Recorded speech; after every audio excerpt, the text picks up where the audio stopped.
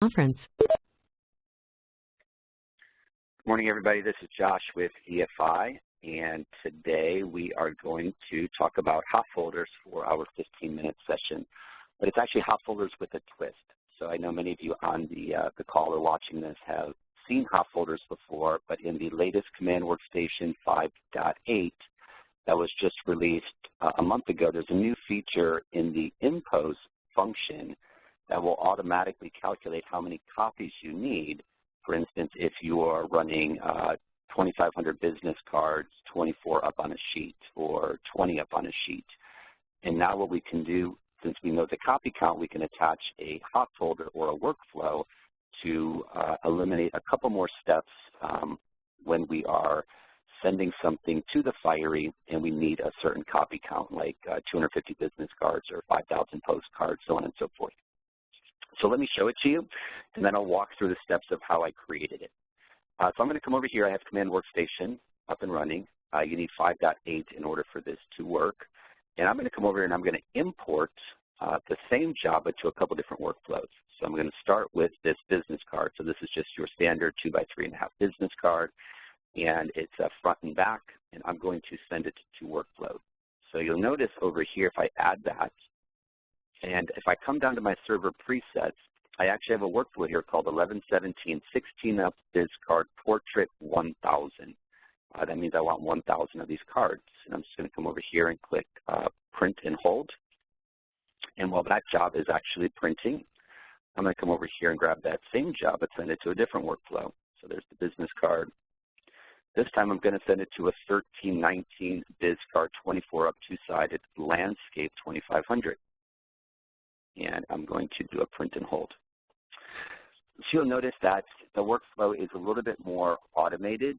It is telling me exactly where it's sending this job, how many it's going to gang it up. Is it 24 up? Is it 16 up? Is it 10 up? So on and so forth. But it's also automatically factoring in my copy count. How many copies do I need? In the past, you would have to figure this out. So if I'm running 2,500 sheets and I need some overs for some finishing and I'm running it 10 up on a sheet or 16 up, you'd have to divide that and then you'd have to go into your copy count and you'd have to add that. So I've eliminated one extra step. You'll notice here that this workflow, which is printed, you'll see here the copy count is actually 63. So I figured out exactly how many copies that I needed. And if I come over here, if I click on this, you will see actually the one that we just printed also to the other workflow, I need 105. So that one I was printing the same business card, but I was actually going to run it, I needed 2,500, so I was running it on a 1319 sheet. Maybe this one where I just need 1,000, running it on 1117 sheet, so on and so forth. So you can have all types of different workflows set up, whether it's business cards or postcards, one-sided, two-sided, landscape, portrait, 5x or 6x9, 4x6. All these different workflows, but now I can associate a copy count with that. So again, if I come over here and if I look at this job, of course it also applied my imposition template with my cut marks, with my gutter marks. Even as I showed you in some earlier training, maybe I needed to automatically add bleed to this job. So you can see the job is actually complete, and that was a pretty simple workflow that I created, but I can really automate a customer's, really automate their efficiencies inside their production shop by setting these up and eliminating some additional steps. And there's the front of the card, and you can see the back of the card is over here. So how did I actually do that? So let me walk you through what I did to create this card here. Let me close out of this. We'll go back into here. I'm just going to delete these two jobs. I'm going to bring it in and walk you through from start to finish.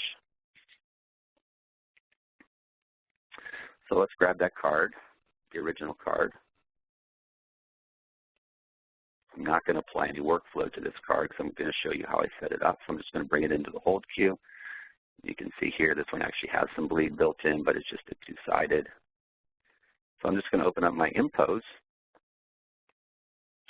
Again, what I'm going to show you here, first off, will only show up if you have impose. It will also only show up this new feature if you're running 5.8. I'll just blow it up a little bit so that you can see there's my front. So I haven't really done anything to this card. So let's walk through and set up an imposition template and set up this workflow from scratch. So I'm going to come over here and click Gang Up.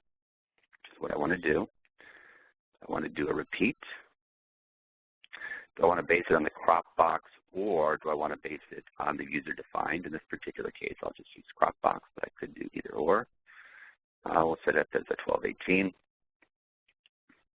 And you'll notice over here when I click on repeat, when I click on gang up and repeat, you get this new little icon over here. See this little wand?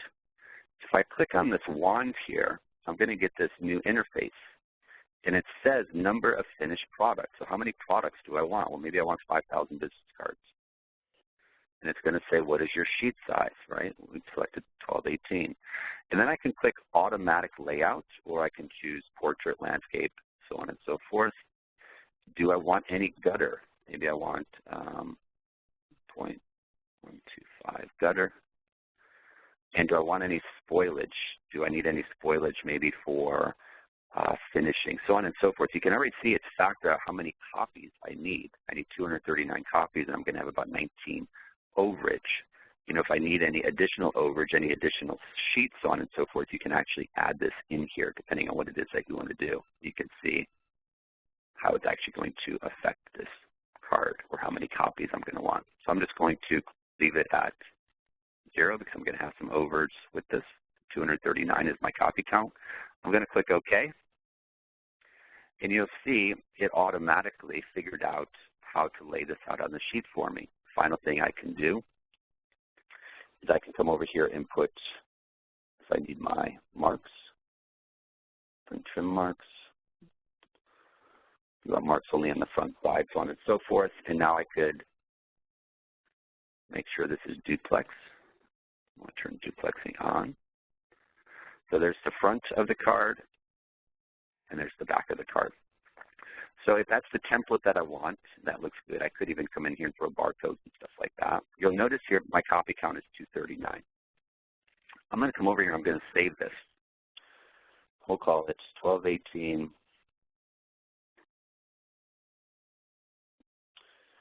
Xerox 21 up landscape.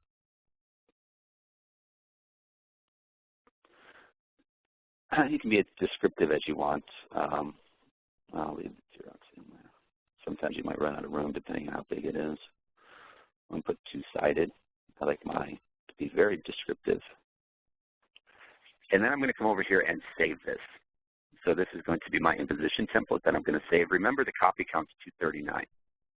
Now, if I were to close out this job, it would hold my 239 copy count, but it's not going to hold that 239 copy count as part of this imposition template.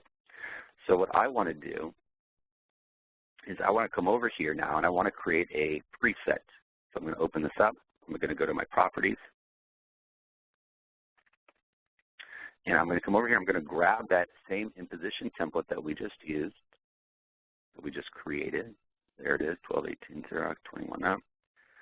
I'm going to click OK. Remember, my quick access, I'm going to leave my copy count as 239 because that's what it told me. It automatically calculated that for me. And then again, if you have any media on here, maybe I'm going to run this on 1218 coded. Anything special that you want to do, maybe I want to optimize my RGB. Anything with imaging, I don't really need to do anything with finishing at this point. And now I'm going to come over here and save that preset. We'll save it as a server preset. That way anybody that's connected to the network, and I just did a copy paste. That way I don't have to remember what I figured out. Click Save.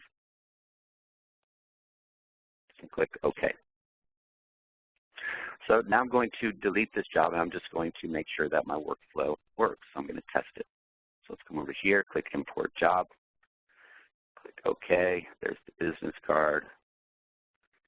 There's my 1218 workflow that we just created, and we're going to do a print and hold.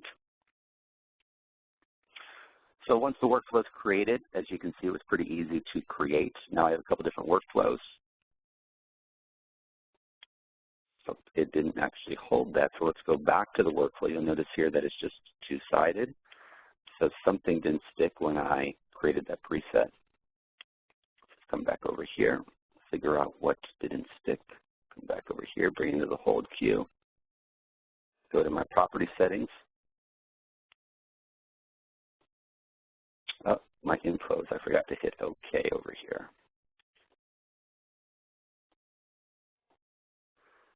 Let me,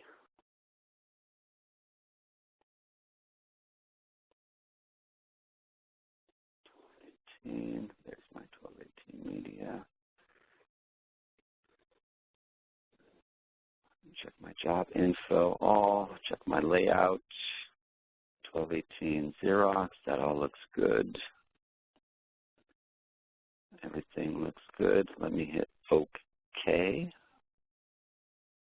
And I'm going to reset this, save this again. And the server preset. Do I want to replace it? I do.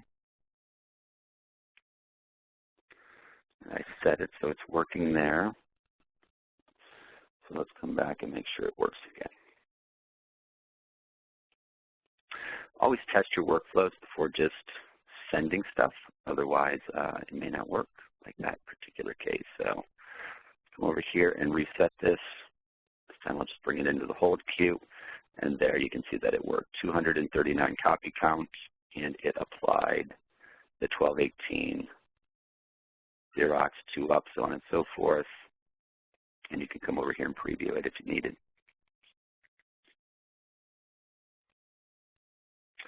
So again, that is HotFolders with a little bit of twist. Again, it makes for a great demo. If you're demoing for a client and you have a business card and you can just say, listen, you can have these workflows set up for 250, 500, 2500. Next week, I'm going to show you how to do cards, but gang up, meaning if somebody doesn't have the same card that they want to gang up on a sheet, but maybe somebody gives them 10 different business cards or 10 different postcards and they all have different names, but they want to maximize the sheet and create an easy way to merge all those jobs and then submit it to a HotFolder. Thanks again for your time, and I'll see you next week. Bye.